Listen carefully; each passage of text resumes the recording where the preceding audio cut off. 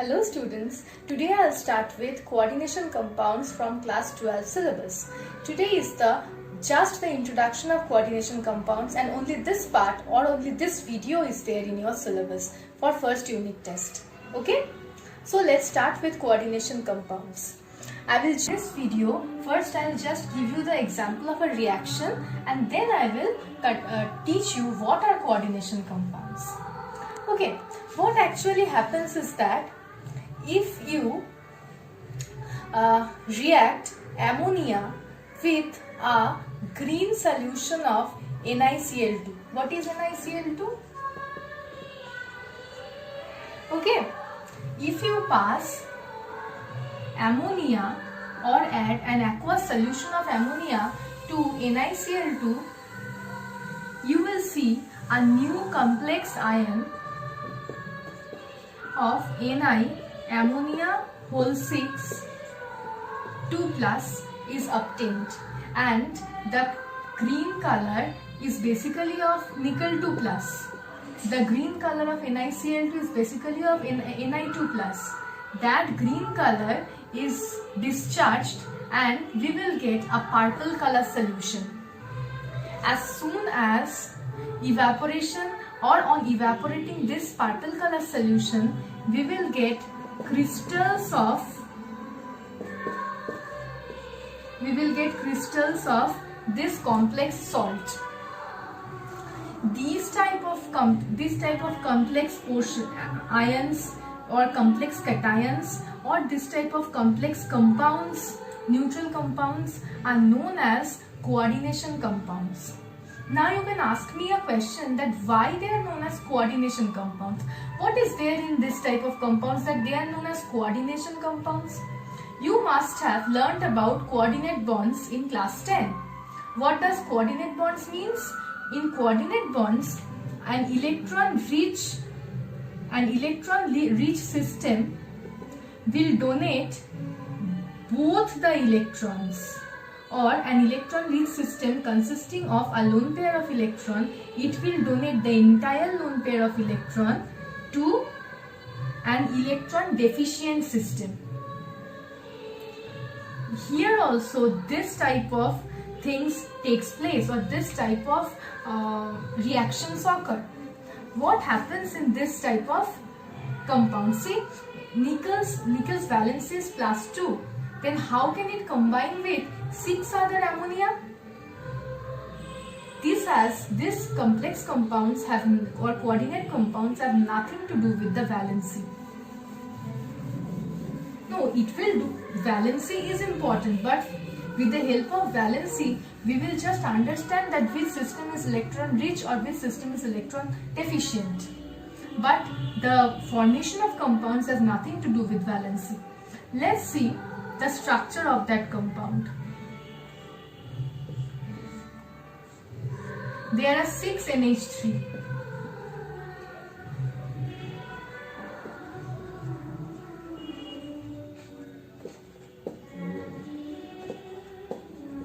There are 6 NH3.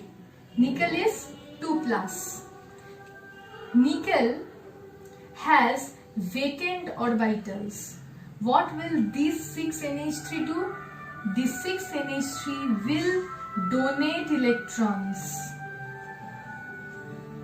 Will donate electron pairs completely, thereby forming 6 coordinate bonds. So this type of compounds are known as coordination compounds. Okay, these central atom. Then how can you say that which are coordination compounds or which are not coordination compounds? How can you understand that coordination bonds takes place in a compound? The important point here is, for coordination compounds, the central metal ion has to be electron deficient.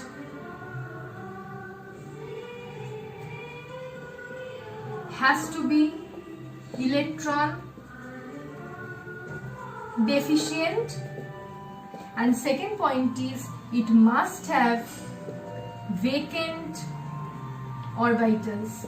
Why it must have vacant orbitals? Otherwise, where will it take all the electrons from the donors?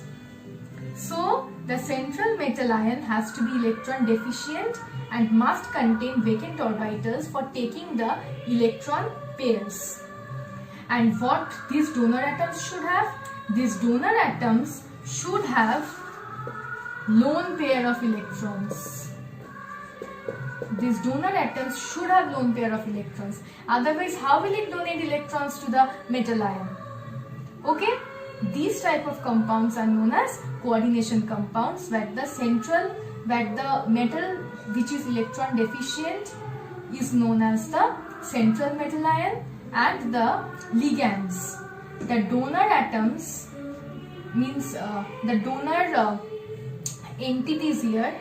Actually, in ammonia, N is the donor atom. In ammonia, N is the donor atom. But the entire ammonia is known as ligand.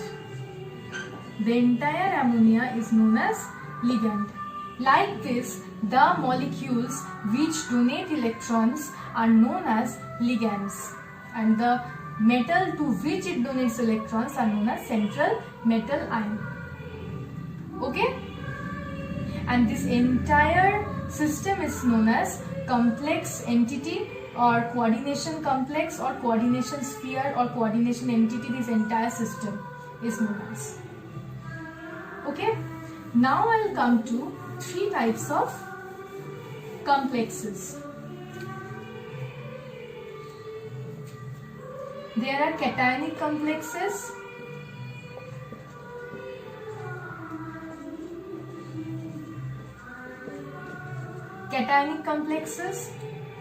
one example is nickel NH3 2 plus, which I have shown before. Another example is chromium NH3 3 plus, means the complexes which have a positive charge. Anionic complexes,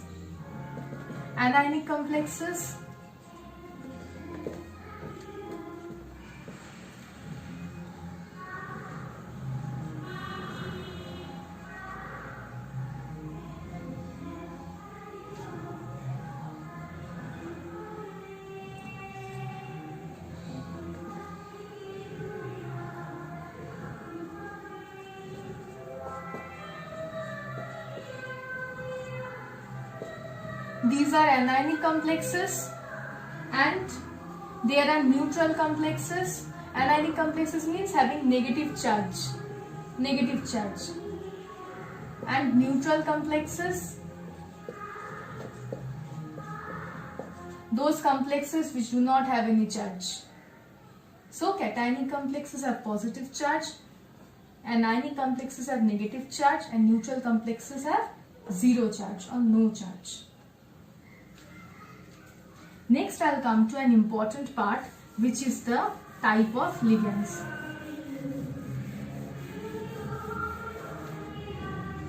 First is the monodentate ligand. Monodentate ligand's example is ammonia. See, here there is only one donor atom. Water, only one donor atom, which is the oxygen atom of water. Only one donor atom. So the ligands which have only one donor atom are known as monodentate ligands. Next is multidentate or polydentate. Among multidentate, we can first say bidentate ligands. Bidentate ligands are those ligands which have two donor atoms. I can give you an example of bidentate ligand. Ethylene diamine. See, it has two nitrogen atoms and so two donor sites. If there are three donor sites, then it is a tridentate ligand.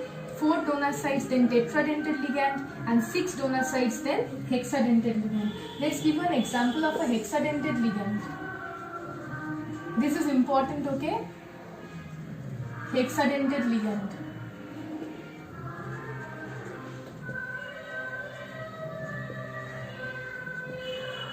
Okay, I will show you the 6 donor sites.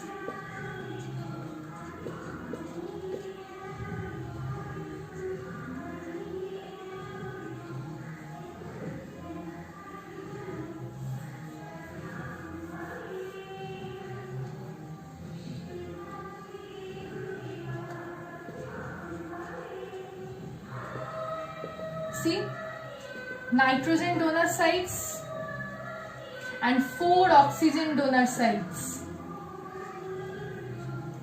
4 oxygen donor sites and 2 nitrogen donor sites. This is a hexadentate ligand, example of a hexadentate ligand. Okay. Now I'll come to another part. Chelating ligand. This is an important part, okay, or interesting, you can say.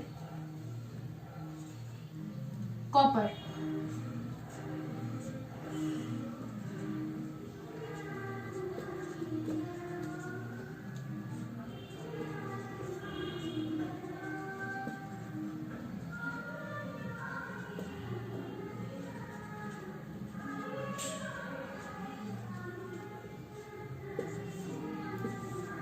Just look at this compound. Just look at this coordination compound. There are 2 ethylene diamine molecules. Both the ethylene diamines are bidentate. You all know before this only I have showed you that this is ethylene diamine. It has 2 donor sites. If 2 ethylene diamine molecules are taken, then there are 4 donor sites. Just look into this part. Just one part. See, it has formed a ring, or if you just look into this part, it has formed a ring with the metal ion. These type of compounds which form a ring with the metal ion are known as chelating. These ligands are known as chelating ligands, and the complexes are known as chelate complexes.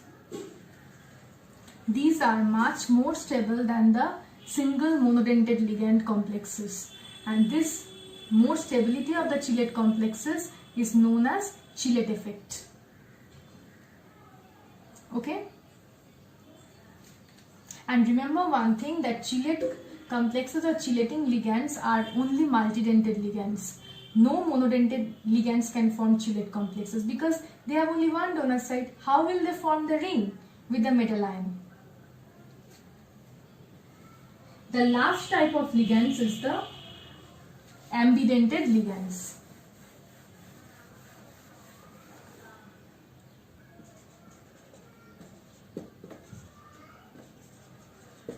Ambidentate ligands. These ligands are the ligands which have 2 different donor sites. For example, SCN minus. SCN minus can donate metal ion through sulfur donor site and also through nitrogen donor site. So this are known as SCN minus is known as ambidentate ligand because the same ligand has 2 different donor sites and it can coordinate with the 2 different donor sites only. Another example is nitro. Nitro ligand also has 2 donor sites. One is the nitrogen donor site and other is the oxygen donor site. So nitro ligand is also known as ambidentate ligand. Okay, this is more or less about the denticity of ligands, and till this is your first unit test syllabus. Okay, and in the next video, I'll just tell the answers which are there in the worksheet. I'll just solve the worksheet, or I'll show you the location of the answers which are present for the questions in the worksheet. Okay. So in the next video, I'll just tell the worksheet questions. Thank you.